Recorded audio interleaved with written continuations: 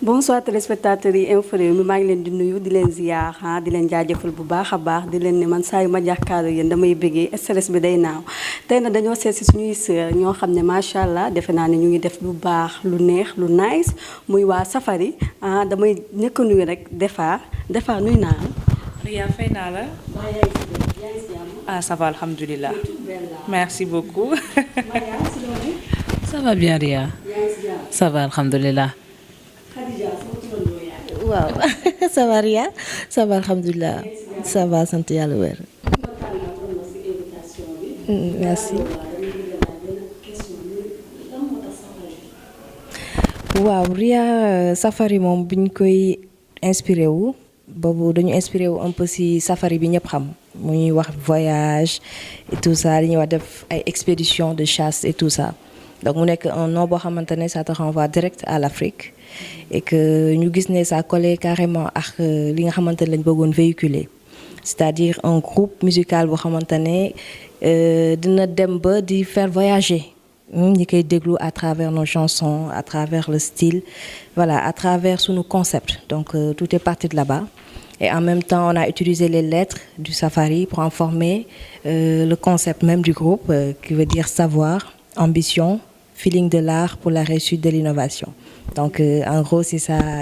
Safari en fait.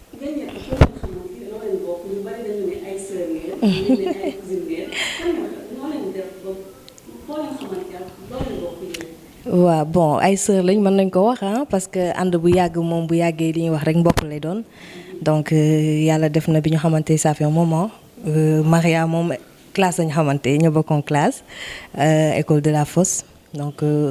yàgg bëgg a way nag nekk ci classe bi di perturber rek di way rek et tout ça donc mën nañ ne c'est la musique moo ñu réunir déjà et des fois elle moom c'était une voisine de longue date ñoo dëkkandoo woon Wakam ensemble donc ma yàgg xam ci moom tamit ne dafa yàgg bëgg a way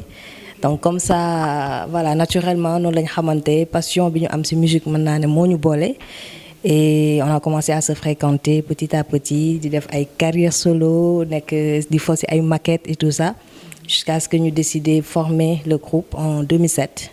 et 2009 ñu génne notre premier single Fighting après Arbi 2011 jusqu'à 2013 Inata et voilà c'est parti noonu la ñu public bi découvrir je veux dire.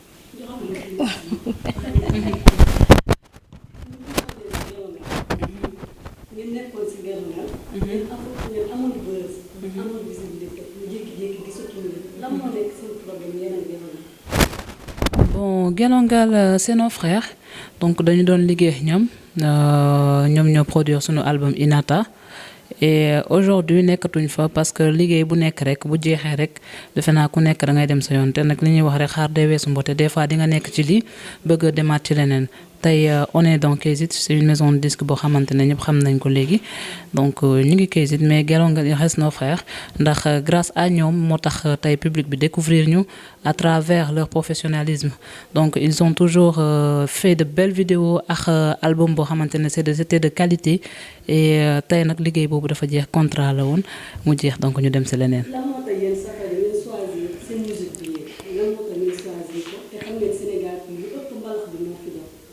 waaw li ñuy wax musique sensation la rek loo sentir la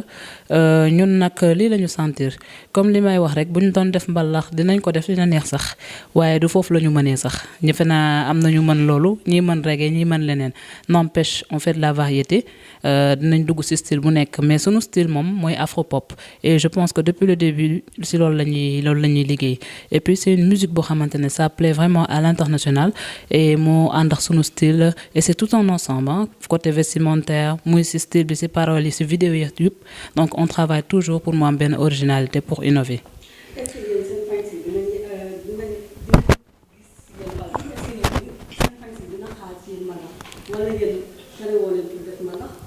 ah déjà am na mbalax bu ñu def ci sunu album Inata mooy Moko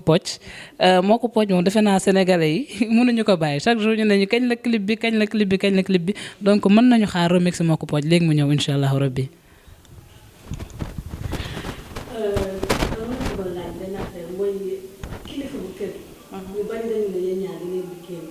Ah bon?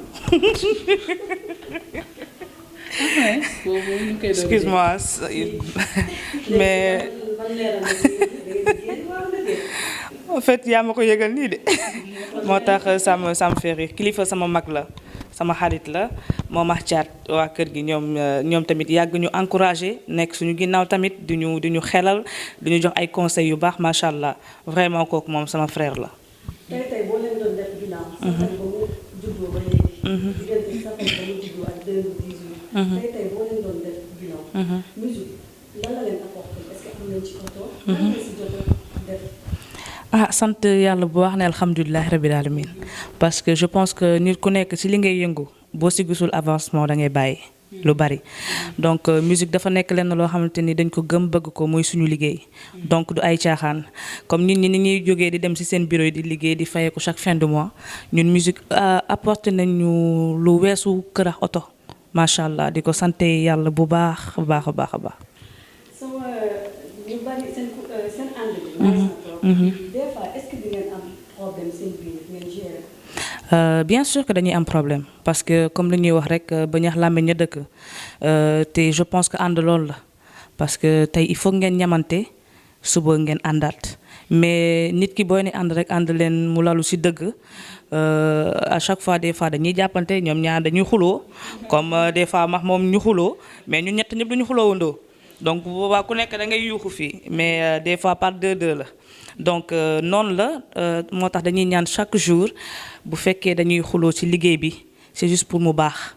bu dee tamit dañuy xuloo ci jikko yi c'est juste pour mu rafet donc ànd noonu la des fois ngeen ñamante waxante ay dëgg ku ne xam boppam mu jeex. amoon na gel yu bari amoon na góor mais da ngay jékki-jékki gis ñaar ñi dem. kenn ki dem. lan mooy seen secret tey ñoo leen di wax ñoo xam ne bëgg nañ mel ni Safari. bëgg nañ am seen góor. tey ñooñu loo leen di conseil. conseil bi simple na mooy nañu ànd joxante cër parce que loo gis rek respect la respect bu fa amee confiance am fa ku ne jéem a xamante ku nekk tamit jéem a mottali sa morom ku ne jéem a parce que ñëpp mënuñu yem des fois foofu nga wàcc taloore nit ki accepter ko yenn défaut wam pour mën a ànd ak moom donc lépp lu nit mën a dugg ci ànd rek na lalu ci dëgg na lalu ci confiance na lalu ci respect loolu bu fi amee rek da ngay gis ne lépp day dem waaw.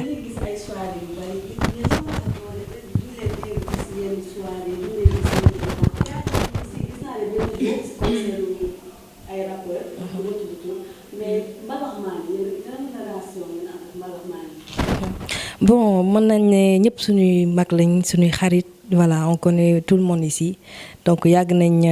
encourager Safari yàgg nañ tase ci ay événements yàgg nañ seq ay collaboration c'est juste que voilà de Safari moom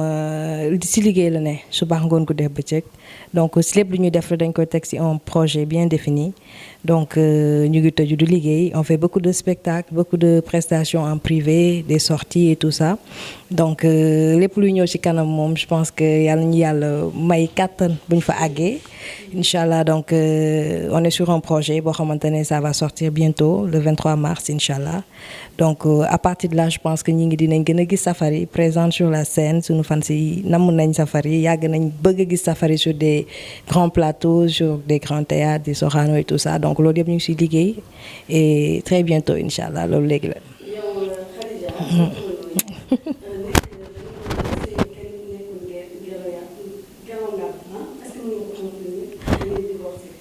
Non c'est pas moi des fois moo doon sëy gelongal.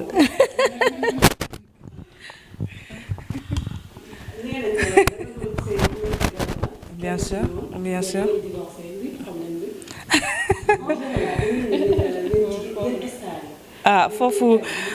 foofu sista je pense que duñ dugg foofu parce que loolu weesu na suñu ginnaaw donc te nekk na nit koo xamante ne ni vraiment même bu ñu divorcé il reste mon frère nekk na sama xarit parce que voilà déjà am nañ doom boo xamante ne ni loolu rek defe naa ne weesu nañ ay ran lañ joteex ñañeen ñi dugg na fi génn fi il reste mon frère sama xarit la vraiment. waaw ba ci kanam daal non man ba ci kanam. waaw ñun ñaar ñoo amagul jëkkër moom nag mi ngi ci mariage quand même waaw. waaw.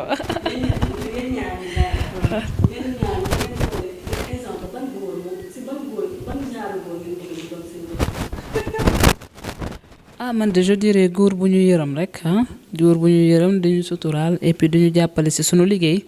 loolu la ñuy wër waruñu benn góor bu spécial bu coofee wala bu am xaalis wala whatever donc ñu ngi ut koo xamante ne daal franchement dinañu comprendre et puis mu nekk un couple un vrai couple parce que couple dafa laaj loolu mooy ku nekk di soutenir sa morom que ce soit l'homme wala la femme tout le temps moom benn soutien bu mu lay apporter en plus boo xamante ne daanoo ko am ci ñeneen ñi buñ ko amee rek incha allah comme je dis rek le guerrier.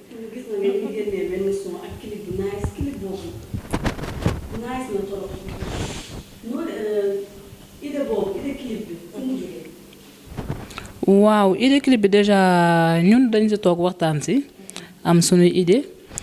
concerté wu ak réalisateur bi donc ñu terrain d'entente toog waxtaan teg projet puisque ñun tout le temps ñuy génnee dara dañuy toog waxtaan ak réalisateur bi parce que ñoom ñoo ñu gën a xam vidéo mais ñun aussi suñuy scénario suñuy vidéo suñu idée dañ koy nangu tout le temps muy waa Reverse donc ils ont travaillé sur la vidéo et c'est vraiment formidable depuis mon et Fan Ndiaye Koumba Anta mon chocolat ba tey ñoom ñooy defar vidéo yi et c'est vraiment un travail à féliciter.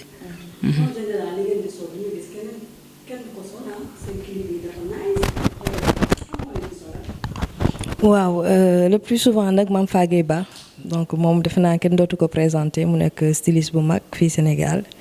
donc lu ci bari suñuy vidéo suñuy spectacle moom moo ñuy solal mais quand même voilà xam nañ tamit ñu bari ci milieu bi ñoo xam ne yàgg nañ accompagner Safari donc ay Nabou Diagne création Kulim Dioum bari na vraiment Oumou Sow enfin pardon Oumou Sy bari na ay stylistes yoo xamante ne liggéey nañu wax ñoom donc ñoom dañu ñëw rek accompagne ñu ci aventure bi accompagne ñu ci sunu concept maanaam jaay Sénégal parce que loolu yëpp mën nañ ne produit Sénégal la donc ay talent yu fi nekk yoo xamante ne ñeewuñu kenn ku nekk ci àdduna ñeewuñu Yves Saint Laurent ñeewuñu beneen créateur bu nekk dans le monde ñu yóbbu fu ne seen marque partout dans le monde donc tey ñun ñu nekk ay artistes aussi di xeex ci loolu maanaam ci sunuy valeur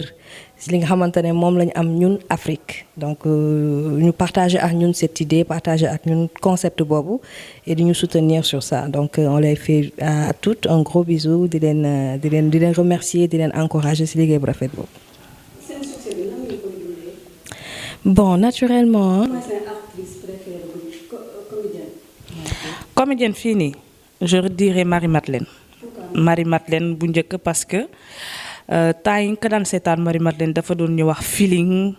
ñoo ak boo ko gisee daal di nga xam ne c'est une sénégalaise boo xamante ne nii dafa bëri woon ci film bi caprice ba pare tu voyais la femme bi nga xamante ne il était là à séduire son homme et tout donc moom dafa andi woon tout spécial am moom Marie Madeleine donc loolu ça m'a marqué daf ma marqué ba tey mais teewul ñi nouvelle génération bi fi nekk yëpp ñoom tamit vraiment ñu ngi innover aussi mais Marie Madeleine moom voilà waaw. waaw man moom ñi ma gis jamono ji franchement ay jàmbaar lañu nouvelle génération bi ñu ngi def lu doy waar waaye man je dis personnellement Sanekh waaw parce que moom dafa nekk artiste comédien bu bari ay facettes des fois mu reetaan loolu des fois mu sérieux ba doo ko xàmmee donc c'est quelqu'un boo xamante ne je le trouve très top.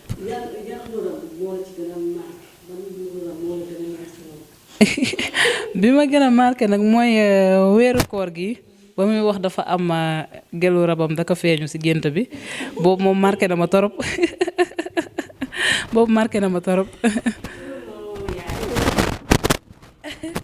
waaw man moom Serigne Ngagne laay wax Ngagne je sais pas mais man daf may fàtt ci àdduna kooku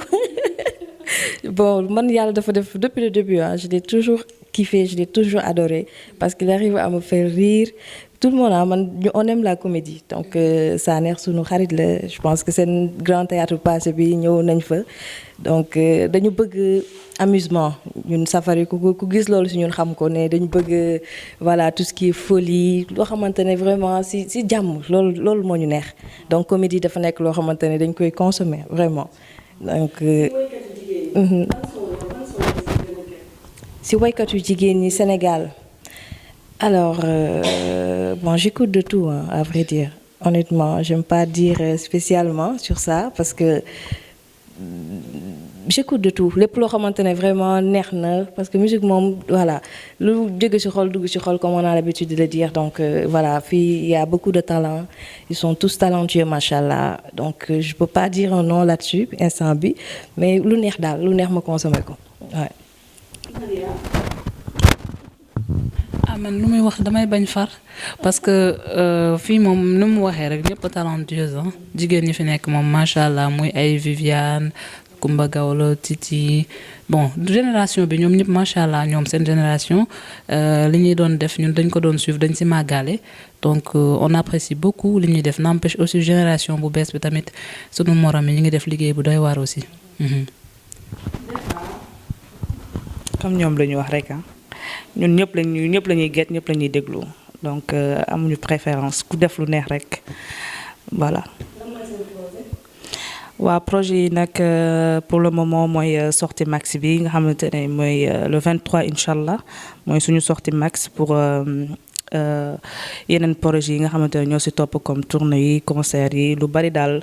incha allah bu max bi génnee di ngeen am ay news ci suñu emploi du temps nu muy demee pour gën a def promo max bi incha allah donc actuellement max bi mooy suñu projet pour le moment.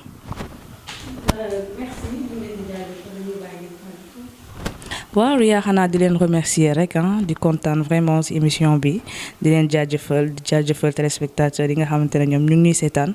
donc merci et à bientôt incha allah. waaw ñu ngi leen di remercier bu baax kontaan nañu ci li ngeen ñu seet ci tey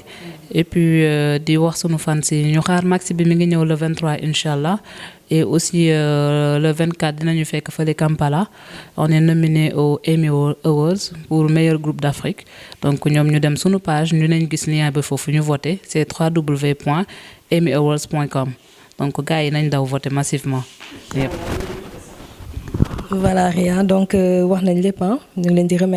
remercier internautes yi téléspectateurs yi di remercier nos fans di remercier sénégalais yi ci ñaan yi ci encouragement yi et di wax rek voilà projet yi comme di gars yi wax rek léegi le 23 mars le maxi sera là incha allah ñu gis ci yu doy waar dëkk bi na yëngu daal waaw.